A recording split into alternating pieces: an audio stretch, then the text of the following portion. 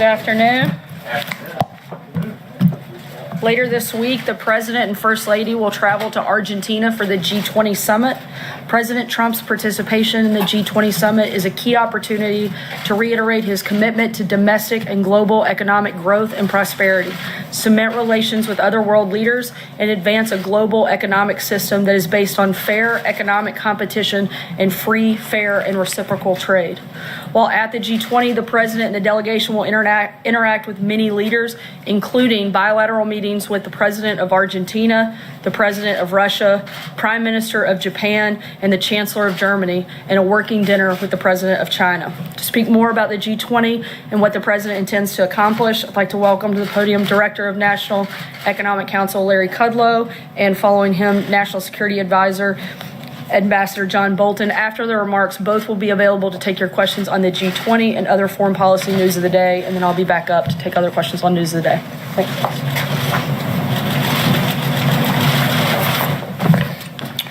Thank you, Sarah. Thanks, everybody. Let me just walk through some quick themes, and then I want to mention some things the President talked to us just a little while ago.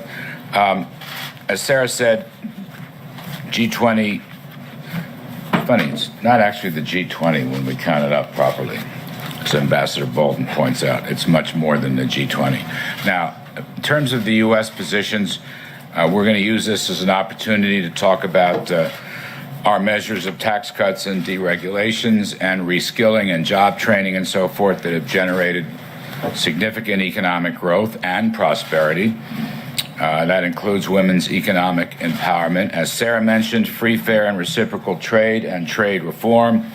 There'll be discussions of infrastructure, finance, and also the U.S. emergence as the dominant energy power in the world today, actually. In terms of the much discussed meeting, it's going to be a dinner meeting between President Trump and President Xi and representatives from both sides. It'll be bilateral. I want to just mention what President told us a short while ago, and that is, in his view, there's a good possibility that a deal can be made, and that he is open to that. He is open to that. But having said that, some caveats, as always. Certain conditions have to be met with respect to fairness and reciprocity, as we've said many times. For example, issues of intellectual property theft must be solved. Forced technology transfers must be solved. Significant tariffs and non-tariff barriers must be solved. Issues of ownership have to be solved. The President will probably reiterate his view. We want a world, ideally, of zero tariffs, zero non-tariff barriers, and zero subsidies. Now, whether they can get through all that remains to be seen, but that's the President's point of view, as I said just a little while ago. U.S. is coming to the summit in very good shape. Our economy is quite strong. It's growing at 3% over the past year. Second quarter was 4.2, third quarter was 3.5, perhaps be revised upwards. We have a very strong holiday season, so-called Black Friday, very strong. We've had tremendous investments, business investments, energy investments, oil prices and gasoline prices coming down. That helps consumers, of course. We're in very good shape. China, not so good. I'm not here to critique or second-guess the Chinese economy, but most observers believe China to be in a slump, whereas the United States is in a very strong, solid position going into this summit. However, again, to repeat, the President said there is a good possibility that we can make a deal, and he is open to it. But on the other hand, if these conditions I mentioned a few moments ago are not met, not dealt with, the President has said, look, he's perfectly happy to stand on his tariff policies, which 10% last $200 billion, scheduled to go to 25%. That's not a certainty, but that's the schedule. And he has said, as recently as yesterday, the day before, if need be, if things don't work out in this U.S.-China summit meeting, he will invoke another 267 some odd billion dollars in tariffs. That may not be the first choice. I'm just saying that is his view. If we can't get something done, and things have been moving very slowly between the two countries, until the president himself called President Xi and said, let's restart, let's try to get things going again. And then since then, he's made positive comments about that. So we will see. As I said, the key U.S. goals around growth and prosperity, and our economy is in good shape. Theirs is not. I'll just leave it right there. John, do you want to add stuff to that? Do you want me to take some questions?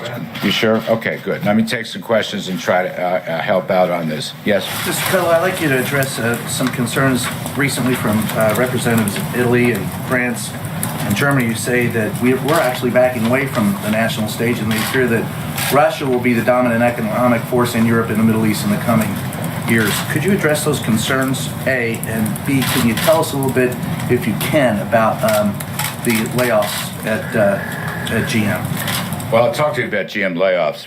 Regarding the Russian story, I'm going to leave that to my longtime friend and colleague, John Bolton. I met with Mary Barra yesterday, and we had a lengthy conversation about the layoffs, the cause of the layoffs. It's a great disappointment, obviously. The president indicated his own disappointment. He believes, as frankly the Prime Minister of Canada, Trudeau, believes, that the USMCA deal was a great help to the automobile industry and to auto workers. And by the way, they made those statements separately. And yet, GM comes in right after the deal. By the way, that deal will be signed in Argentina with the U.S. And Canadian representatives. So there's great disappointment there. There's disappointment that it seems like GM would rather build its electric cars in China rather than in the United States. We are going to be looking at certain subsidies regarding electric cars and others, whether they should apply or not. I can't say anything final about that, but we're looking into it. Again, that reflects the president's own disappointment regarding these actions. Ms. Barrett told me, on the other hand, I want to be completely fair here, it's her business, it may be possible to transfer workers to other plants in Texas and Michigan. I'm not an expert on General Motors. I'm not an auto analyst, but that's what she said. But obviously, there's a lot of disappointment, even anger. I've heard it, again, from Mr. Trudeau, from President Trump, from Democrats and Republicans. Just to follow, do you think it's going to adversely affect our economy coming into the Christmas season and after? No. I mean, look, I don't want anybody to get laid off. I want workers to do very well. I want worker wages to do well, and they are. I mean, that's one of the great things. You know, there's a certain amount of pessimism that I'm reading about. Maybe it has to do with really a mild stock market correction. Let's not forget a couple weeks ago, just on this very point, we had 250,000 new jobs, which was a blockbuster number. Nobody really expected it. With a 3.1% yearly gain in wages and a 3.7% unemployment rate, those are very spiffy numbers by any benchmark, in any metric. So, again, holiday season layoffs from GM, brutal, all right? Very disappointing. Will it affect the overall economy? I don't think so. I do not think so. Yes? Yeah, back to the question of the tariffs. And if these talks with President Xi go nowhere, and we move forward with this escalation of the tariffs that you just described, which, correct me if I'm wrong, would be the biggest addition of tariffs that we've seen in your lifetime, what will the impact be on the U.S. economy? I mean, That's a long period of time you mentioned. My lifetime. But you've been a committed free trader for almost all of those years. Yes. So what will be the impact on the U.S. economy if we see tariffs go up to the degree that you just described? You know, we'll see what happens, okay? I don't want to presuppose anything president's going to make up his mind after the meeting. But I will say this. Our economy is in very good shape right now. And when you multiply through whatever numbers you want to use, 250 billion, or tack on another tranche, which may or may not happen, at a 10% tariff rate or more, it's really just a fraction of our economy. Okay, it's just a fraction of our economy. I'm not suggesting that there aren't winners and losers in that game. It's a complicated game. But on the other hand, I think we are in far better shape to weather this than the Chinese are. And I'll say one thing. I appreciate your characterization. I am a free trader. But you have to ask yourself, this is what President Trump has been talking about, is it free trade when there's clear evidence of unfair and WTO illegal trading practices by China for several decades? Is that fair? Is that free? Is it free when intellectual property theft occurs, or when Chinese ownership of American companies force transference of technology from American companies to the Chinese companies? Is that fair? Or high tariffs on agriculture and industrial supplies? Is that fair? So President Trump is the first president in, I don't know, at least 20 years, and I'm including Democrats and Republicans, who not only has made this case, but continues to make this case forcefully and to take actions to defend American workers and our overall economy. Other presidents in both parties have raised the issue and then walked away from it. And President Trump obviously doesn't intend to. You know, this is under the heading, I think, for him of promises made, promises kept. It's something he's talked about for several years, and he now continues. If China will come to the table, or in this case, the dinner table, with some new ideas and some new attitudes and some new cooperation, as the president said, there's a good possibility they can make a deal. He's open to it. So nothing is written in cement or stone.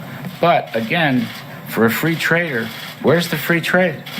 And for several months now, since I've been here, President and I have talked about this.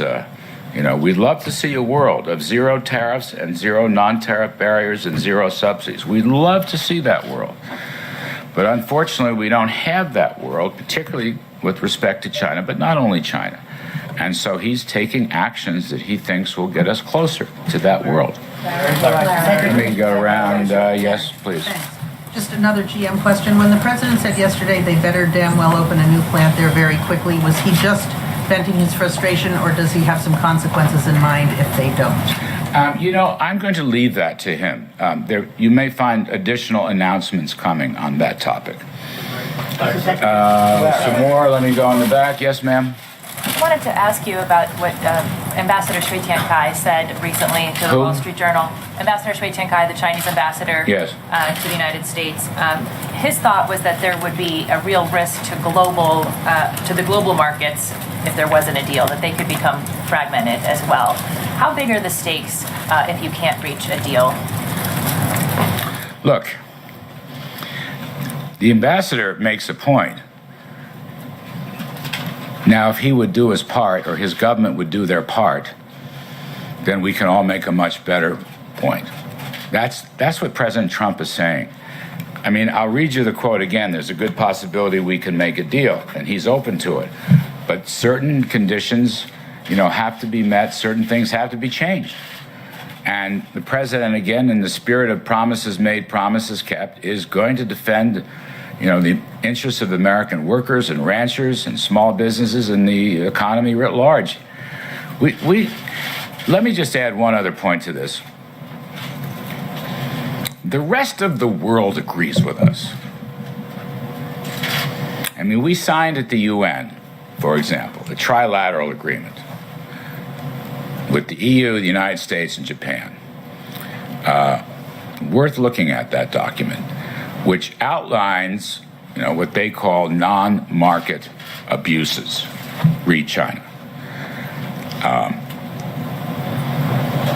Just recently, before the Shanghai conference, where President Xi was to give an important speech. I'm not sure there was much new there, but in any case, just before that conference, with no prodding from the USA, the ambassadors, the French and German ambassadors to China,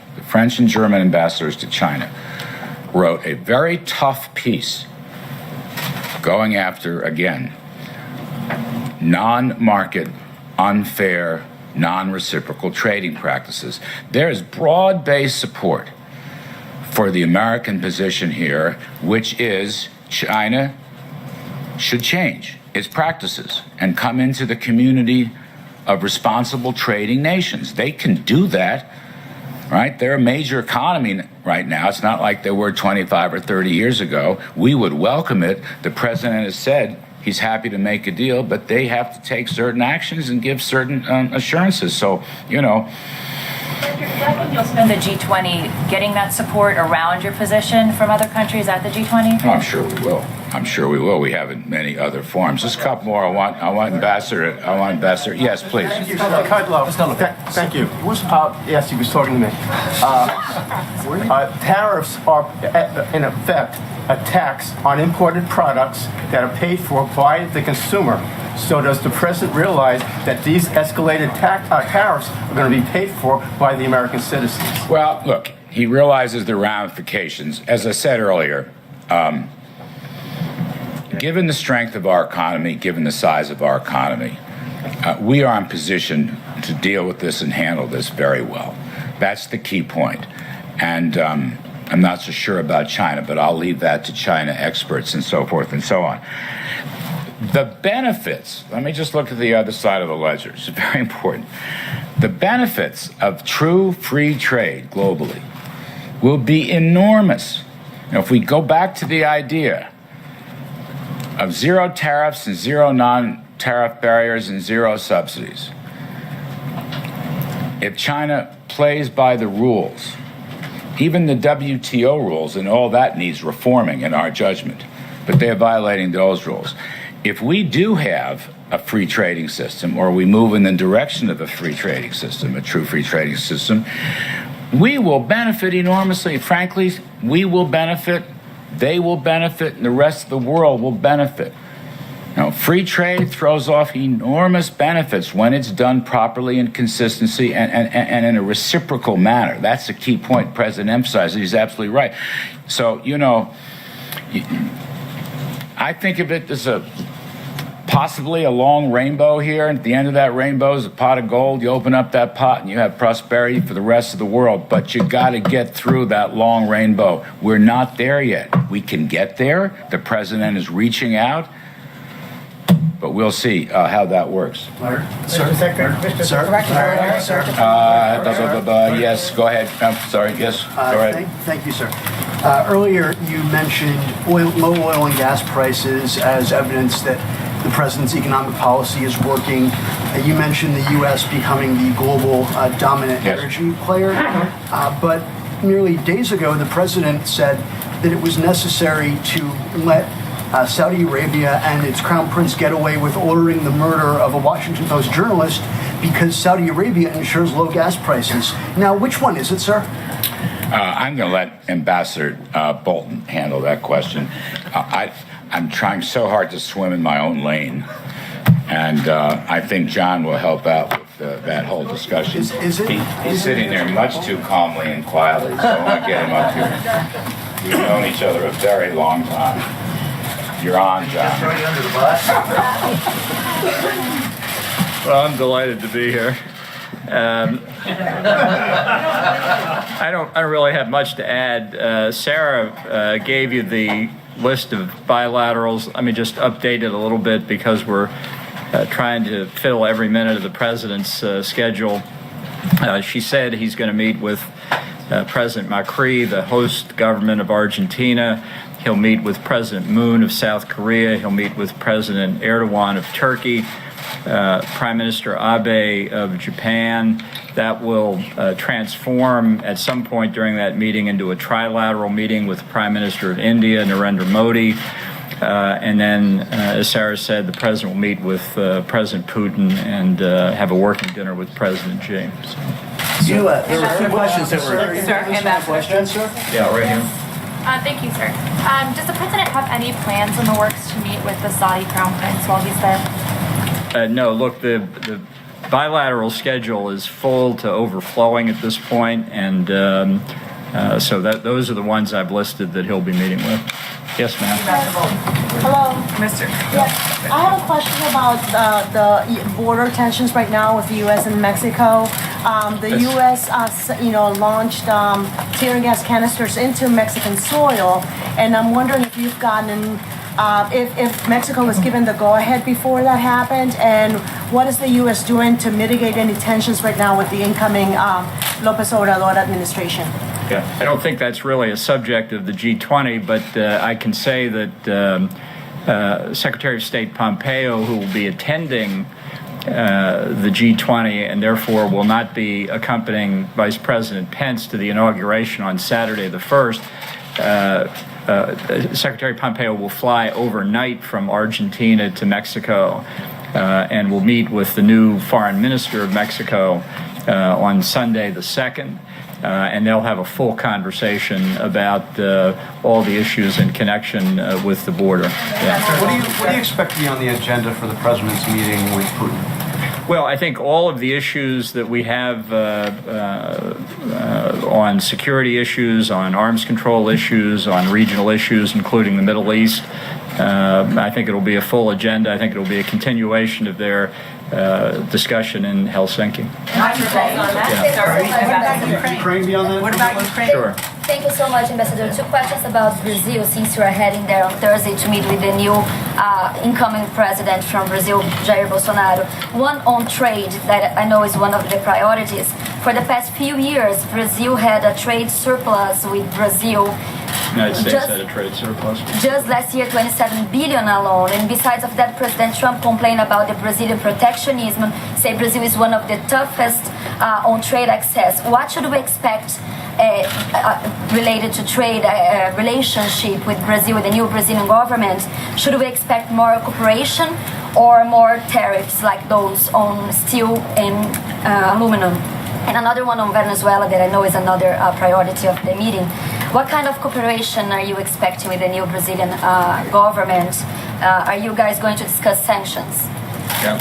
Well, the meeting with President-elect Bolsonaro came as a result of President Trump's call on election night in Brazil to congratulate President-elect Bolsonaro. They had a really outstanding phone call, I think developed a personal relationship even remotely. President Trump was the first foreign leader to call President-elect Bolsonaro. So following up on this, we thought it would be useful and certainly very helpful to the United States to hear from the president-elect what his priorities are, what he's looking for in the relationship. From the perspective of the United States, we see this as a historic opportunity for Brazil and the United States to work together in a whole host of areas: economics, security, and a range of others. So I'm really looking forward to hearing what the president-elect's priorities are, try and respond to him, try and tell him a little bit about what President Trump's views are, and hopefully when President-elect Bolsonaro is inaugurated on January the 1st, that the two leaders can really get off to a running start. So I'm just really there to prepare the ground for them. Ambassador Bolton. Ambassador Bolton, you tweeted earlier today about a case involving an American family that's being held in China. Have you talked to the president about this case? What is he, if so, what has he told you? And will he bring this up directly in his meeting with Xi Jinping and expect the family to be allowed to leave before any trade deal is done? Well, I've discussed the question of American hostages and people wrongfully held with him on a whole range of subjects. I don't want to get into what his reaction was because I don't think those conversations should be public. But this is a matter of real concern to us, and I think given that the range of issues that President Xi and President Trump will be covering, it's entirely possible that that would come up. Thank you. Back to that meeting with President Putin and President Trump. Will President Trump condemn Russia's aggression in Ukraine Does the U.S. consider it an act of war? And has he spoken with either Putin or Poroshenko about what happened? Look, Ambassador Haley, in the very estimable position of UN ambassador, spoke for the United States yesterday at the Security Council, and we're going to stand on that statement. Well, the president. Ambassador Bolton, I just had a question about, you mentioned the bilat with the Turkish leader. They've been very critical of the U.S. position back in Saudi Arabia with respect to the killing of Jamal Khashoggi. Are you concerned that that will affect the relations with the U.S. ally? And wanted to follow up that audio intelligence of the killing of Jamal Khashoggi. Have you heard that tape? And does it conclusively point to the Crown Prince as ordering the killing of Jamal Khashoggi? And one final one. The briefing. I suppose you remember all these? I'll prompt you. Thank you. And finally, is it true the White House is blocking Gina Haspel from speaking to senators about that audio intelligence on Wednesday? So let me take the question of the tape first. No, I haven't listened to it. And I guess I should ask you, why do you think I should? What do you think I'll learn from it? Well, you're the National Security Advisor. You might have access to that sort of intelligence. How many in this room speak Arabic? You have access to an interpreter? Well, you want me to listen to it? What am I going to learn from? I mean, if they were speaking Korean, I wouldn't learn any more from it either. The interpreter would be able to tell you what's going on. Then I can read a transcript too. Okay, so you don't think it's important to hear that as a national security advisor? I'm just trying to make the point that everybody who says, why don't you listen to the tape, unless you speak Arabic, what are you going to get from it? Have you read Really? The president has spoken to our position on this issue. He's spoken very clearly, and that is our position. Now tell me the other questions. Gina Haspel from sharing information with members of Congress. No, go back here in the back. Mr. Bolton, The man in the back. Okay, so the Argentinian authority captured 2 Hezbollah suspects last week, and Brazil probably is going to follow the American footsteps and blacklist Hezbollah also on terrorist list. And also Hezbollah is replying for the sanctions, the last sanctions, by blocking the formation of the new government. It's a quotation from Saad al-Hariri. So how will you put all this together? Is it going to be discussed in the G20 summit, Iran and Hezbollah influence in the region? Well, I expect in the bilateral meetings, depending on the country, that there will be substantial conversation about counterterrorism efforts where we participate together. That's certainly something that may well come up in Brazil with President-elect Bolsonaro, and I think it's one of President Trump's biggest priorities to extend cooperation against terrorism, whether it's Hezbollah or Hamas or others. So entirely likely it could be a subject. Yes, ma'am. Ambassador, going back to the Khashoggi issue, being informed about an issue is part of, I guess, what is in the scope of national security. We try to be. Right, okay. But in the midst of it, why not, I'm going to go back to that question again, sir. Why not get a translator to understand, to hear what happened? You could find out a little bit more than what they've told you by listening. People who speak Arabic have listened to the tape, and they have given us the substance of what's in it. And you trust those who've given you... I don't speak Arabic. I know, but a translator, you could hear the emotion, and a translator could help you understand what happened at that time to relate to the President of the United States and to convey to the world what happened. I'm very satisfied that we know what the tape picked up, and it was factored into the President's decision, and he's announced his position very clearly. As economic security is national security, I think this should be in your lane. I was going to defer to Larry, but it's... Let me see if I can keep it in your lane if I could. The talks with China have been marked with intransigence and disappointment. Larry was talking about that at length this morning. This idea of some sense of optimism going into this Saturday night dinner with Xi, is it based on any notion that Xi is going to suddenly say, this idea of intellectual property theft, forced technology transfer, protectionist tariffs? I don't know what we were thinking. It was a bad idea. Let's level the playing field and start anew. Well, I think President Trump has developed a very positive relationship with President Xi. They've met, they've spoken over the phone. Obviously, both leaders carry into any discussion like this their national interest. And I think it's instructive, and I think the Chinese side believes the same thing, to have the two leaders exchange their views in the presence of their senior advisors, and not with the expectation that at this meeting there'll be some substantial agreement coming out of it, but that there would be an indication, a kind of way ahead that the advisors could then pursue. And I see Sarah is so eager to be here to answer your questions. I was going to give him one more, but... Mr. Kudlow deferred a question to him. Could he answer the question that was deferred to him, please? Mr. Bolton. I think he's already gone. As you know, the new president of Mexico will be inaugurated on Saturday to represent the United States in Mexico City. President Trump has asked the Vice President, Mike Pence, to lead a delegation that will include the Second Lady of the United States, Karen Pence, Secretary of Energy, Rick Perry, Secretary of Homeland Security, Kirstjen Nielsen, Advisor to the President, Ivanka Trump, United States Embassy, Mexico City diplomat John Kramer, and Assistant Secretary of State Kimberly Breyer. Lastly, this morning, we learned the sad news that 3 U.S. service members were killed and 3 wounded when an explosive device detonated in Afghanistan. The wounded service members were evacuated and are receiving medical care. We extend our thoughts and prayers to the loved ones of those killed and to those recovering. The United States is grateful for their service and forever in debt of their sacrifice. With that, I'll take your questions. Justin. Sarah, The Guardian's reporting today that Paul Manafort met with Julian Assange around the time that he was coming on board to the Trump campaign. Wondering if you know if that meeting took place and if you remain confident in the White House's repeated denials that no campaign officials were involved in discussions about the plans to release John Podesta's emails. Certainly remain confident in the White House's assertion that the president was involved in no wrongdoing, was not part of any collusion. The things that have to do with Mr. Manafort, I would refer you to his attorneys to address that. Sarah, given that the president said this morning that Robert Mueller is ruining people's lives, is he considering a pardon for Paul Manafort or for others who were prosecuted, have been prosecuted? I'm not aware of any conversations for anyone's pardon involved in this process at all. And if I can follow up, he also said this morning that Mueller is doing tremendous damage to the criminal justice system. If that's true, is he considering picking up the phone, calling his acting attorney general, and saying fire Robert Mueller?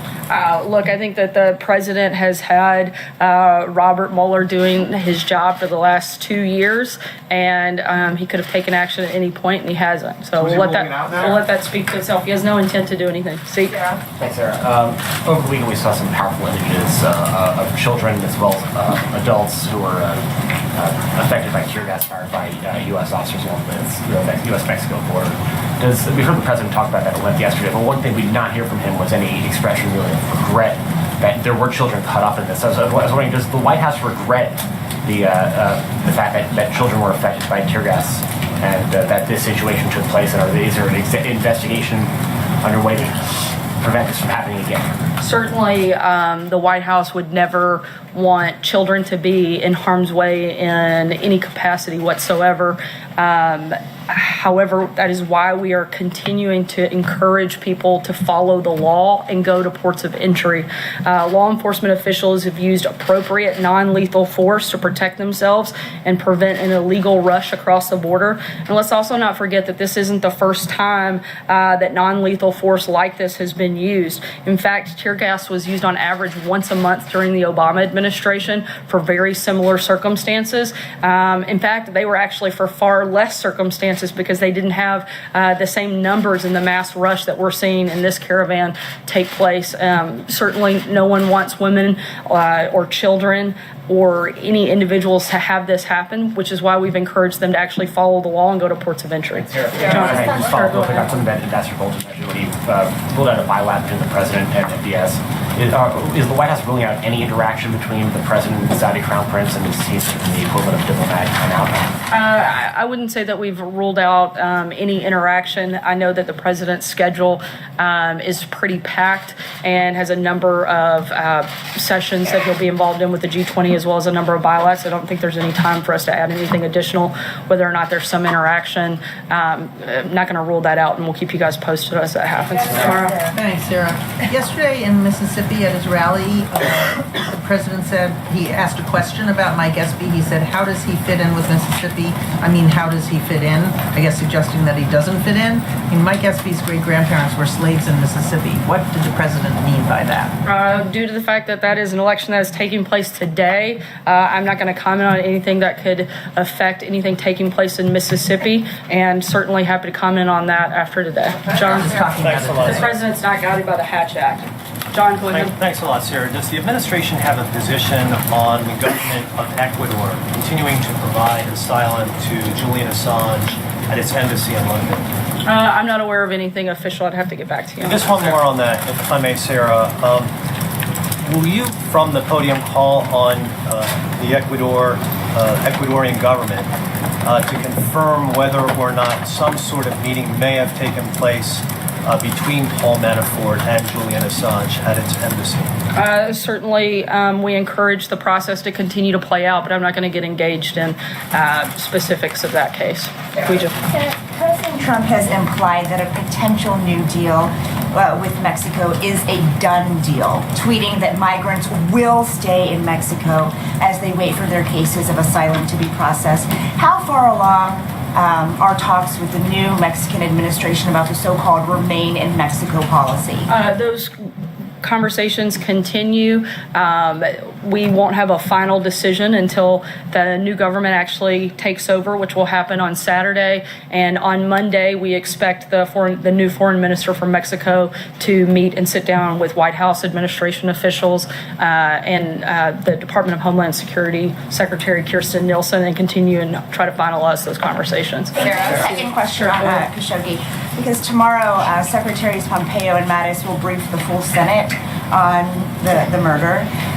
Why is a leader of a U.S. intelligence agency not joining them, specifically Gina Haspel, who many senators expect to hear from? Ambassador Bolton addressed this. I'm not going to comment on behalf of the CIA director in that capacity. That's something that I would direct you to them to answer. Sarah, I want to ask you about the climate assessment that your administration released last week. The president yesterday, when asked about the economic forecast, he essentially said he didn't believe it. The takeaway for many people is that the president doesn't feel necessarily a responsibility to lead either in this country or in the world on climate change and preventing the calamity that your administration forecasts. Do you agree with that view? And if not, why not? The president's certainly leading on what matters most in this process, and that's on having clean air, clean water. In fact, the United States continues to be a leader on that front. Even Obama's undersecretary for science didn't believe the radical conclusions of the report that was released. And you have to look at the fact that this report is based on the most extreme modeled scenario, which contradicts long-established trends. Modeling the climate is an extremely complicated science that is never exact.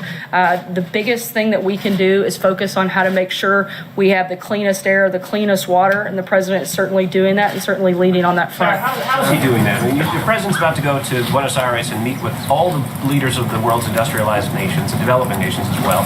Isn't this a great opportunity for him to sit at the table and say, folks, this is what my administration just reported. This is the time that we all have to act in concert to prevent what my administration is forecasting? Once again, we think that this is the most extreme version, and it's not based on facts. It's not data driven. We'd like to see something that is more data driven. It's based on modeling, which is extremely hard to do when you're talking about the climate. Again, our focus is on making sure we have the safest, cleanest air and water, and the president's going to do exactly that. April. Sarah, I want to go back to GM. President Trump, early on in January 2017, met with the big three automakers, and he said he wanted to make the U.S. a more attractive place for companies to manufacture products, lowering taxes and business regulations. What does this move this action by GM say? Certainly, it's disappointing to see that GM decided to lay off these workers. The president's been extremely committed to bringing manufacturing jobs back to the United States, which is why since he took office, we've seen 400,000 new manufacturing jobs created in the United States. It's because of his policies that we've seen that grow. This is not about the president. It's about the fact that they're making a car, frankly, that people don't want to buy. And hopefully they will make adjustments and make changes and bring those workers back.